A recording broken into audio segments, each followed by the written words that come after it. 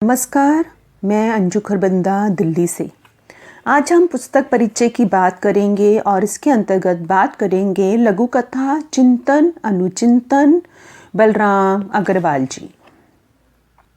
बलराम अग्रवाल जी का जन्म 26 नवंबर 1952 बुलंदशहर उत्तर प्रदेश में हुआ। शिक्षा MA PhD हिंदी, अनुवाद में स्नातकोत्तर डिप्लोमा।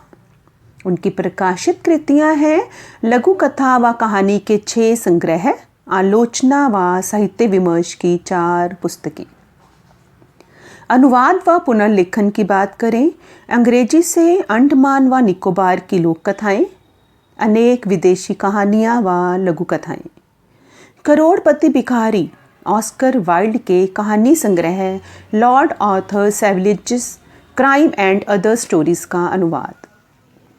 खलील जिब्रान और संस्कृत से संपूर्ण वाल्मीकि रामायण।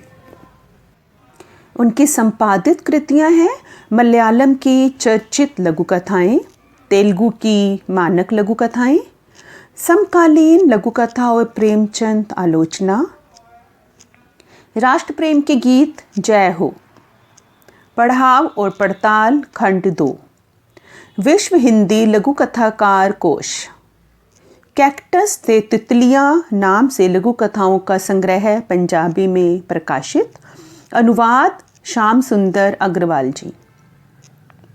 1993 से 1996 तक साहित्यिक पत्रिका वर्तमान जनगाथा का प्रकाशन संपादन।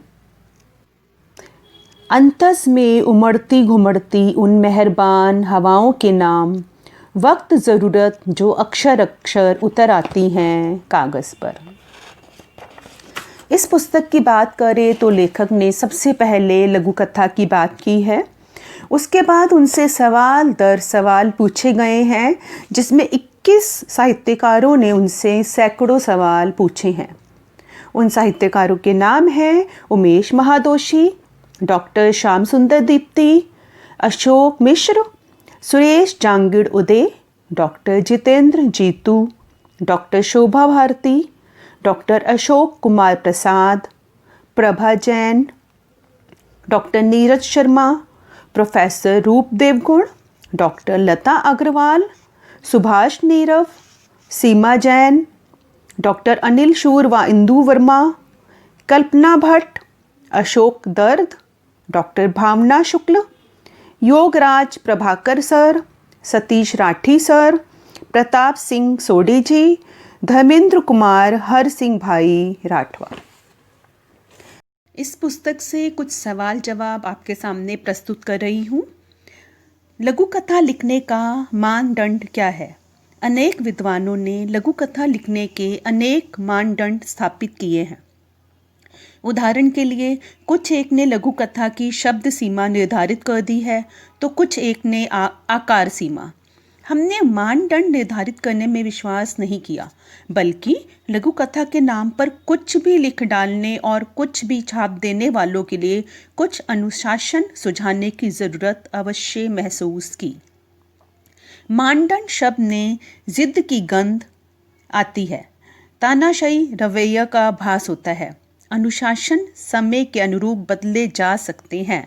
तात्पर्य यह है कि हमने अनुशासित रहते हुए लघु कथा लेखन को कड़े शास्त्रीय नियमों से मुक्त रखने की पैरवी की है। अगला सवाल है, जिस तरह से सोशल मीडिया पर लघु कथाएं लिखी जा रही हैं, क्या नवोदित को उन्हें पढ़ना चाहिए? नवोदितों के लिए सबसे ज़रूरी है स्तरीय साहित्य के अध्ययन को अपनाना, क्षेत्र विशेष में परिपक्वता हासिल करना। एक पक्का हुआ व्यक्ति जिस धैर्य के साथ कच्ची चीज़ों को देख और समझ सकता है, उस धैर्य के साथ नवोदित उसे नहीं देख सकते। यह मनोवैज्ञानिक सत्य है। इसलिए अपनी आंतरिक समझ को पकने देने का अवसर हर व्यक्ति दे, यह ज़रूरी है। अगला सवाल, आपने किन किन विधाओं में लिखा है तथा कृपया अपनी प्रमुख पुस्तकों की जानकारी भी दीजिए। लिखना तो कविता से शुरू किया था, फिर लेख, समीक्षा, लघु कथा, कहानी, आलोचना, अनुवाद, संपादन सबसे जुड़ाव रहा। कहानी और लघु कथा के संदर्भ में पहली सरसों के फूल 1994 में लघु कथा संग्रह है। दूसरा जुबैदा 2004 में आया लघु कथा संग्रह है। तीसरा चन्ना चरणदास 2004 कहानी लघु कथा संग्रह है। चौथा पीले पंखों वाली तितलियाँ 2014 लघु कथा संग्रह है। खुले पंजों वाली चील 2016 कहानी संग्रह है। और हिंदी लघु कथा का मनोविज्ञान आलोचना पुस्तक। अगला सवाल, लघु कथा के क्षेत्र में आपका योगदान व साहित्य आने वाली पीढ़ी के लिए मार्गदर्शक है। आज आप लघु कथा को जिस स्थान पर पाते हैं उससे संतुष्ट हैं? जिस दिन संतुष्ट हो जाएंगे लिखना खुद ब खुद छूट जाएगा। बहरहाल यह संतोष तो है ही कि लघु कथा की नई पीढ़ी के अनेक हस्ताक्षर हमारे सपनों जैसा यानी भेदभाव और कुरीतियों से विहीन समाज की कल्पना करता सार्थक लघु कथा साहित्य रच रहे हैं। आशा है ये वीडियो आपको बेहद पसंद आएगी और लघु कथा चिंतन अनुचिंतन बलराम अग्रवाल जी की पुस्तक परिचय भी आपको बेहद पसंद आया होगा। पसंद आए तो मेरे YouTube चैनल को लाइक करें, शेयर करें और सब्सक्राइब करना बिल्कुल भी ना भूलें।